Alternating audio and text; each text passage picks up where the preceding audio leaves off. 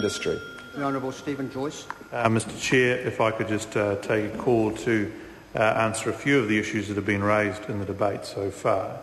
Firstly, I think it is important to note that the EOI issue that was just raised by the member is an important one, but it is important to note that in the two layers he's talking about, there is a non-discrimination requirement within Chorus between Layer 1 and Layer 2, which is being monitored and enforced by the Commerce Commission.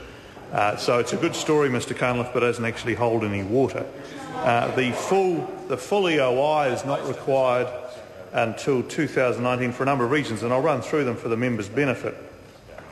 Because firstly, there is a lot of debate internationally in this new environment, I stress that it is a new environment, around the technical methods for unbundling of point to multi-point fibre. And it's still being worked through internationally, and implementing it currently would add very significant costs to the build. It is fair to say also that demand for unbundled residential service is uncertain, and in fact if you unbundle at Layer 1 at this point, you may end up creating another monopoly because of the way the electronics works. And I actually had quite a discussion with the former UK Telecommunications Minister, whose view was that probably that Layer 2 was the appropriate approach at this point to get the best competition outcome, and also Lord Stephen Carter, and also that's actually been followed a lot internationally. So requiring unbundling at 2020 will give the local fibre companies and industry sufficient time to develop an appropriate unbundling solution for this part of the network. I think the other was a number of points that the member misses. Firstly, I actually find it difficult to be brought up by the Labor Party on this matter because it took them about 7 or 8 years to get to the same point with operational separation, and we won't even talk about mobile termination rates, which they went on at great length about for some time before they eventually handed over to another government to do something about. So in terms of rewriting history, I also listened to Mr Parker's discussions around regulatory forbearance. And I think that's important because he said that he sent a letter to the Minister, or the party sent a letter to the Minister, got no response, sent another letter, it was too late.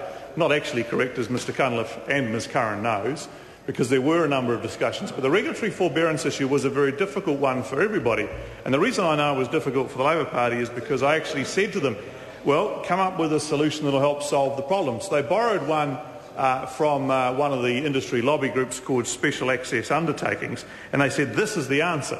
But actually, when you looked at it, when you had a look through it, it actually either achieved nothing or it achieved exactly the same as regulatory forbearance. So I accept that we made the change at a late stage, but the reality was nobody had the answer that was until it was come up with by ourselves in consultation with the Maori Party to come up with an answer that would keep Commerce Commission over the top of those price issues, notwithstanding the fact that they're not likely to have any impact given the very competitive prices, and also provide a mechanism which would allow investors to invest and offer lower prices than they would otherwise be able to offer. And I'd like to thank the Maori Party for their support on that. They had a singular focus on keeping prices down for consumers.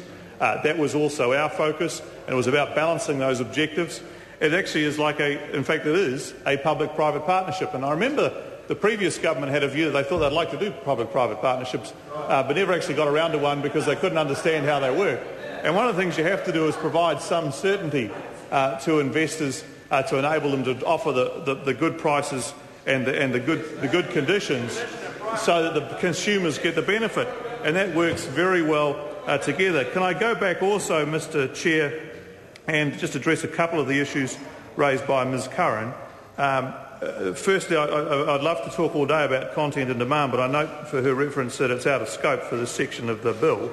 But also, it's important to note that the open access regime is very much in place, and perhaps for her benefit as well, that forbearance has been removed, which should save some time later on in the debate. But I think it is very important that we get the regulatory framework right. I believe we have done so. I always think it's amusing that the Labor Party wants to take more time over everything but then criticise us for how long it's taken. It's a very good deal. It's actually supported, I think, by a large majority of New Zealanders. I think it's very exciting, and the parties that are in the House that are supporting this bill understand the importance of ultra-fast broadband for New Zealand. Thank you, Mr. Chair. Honourable Marianne Street.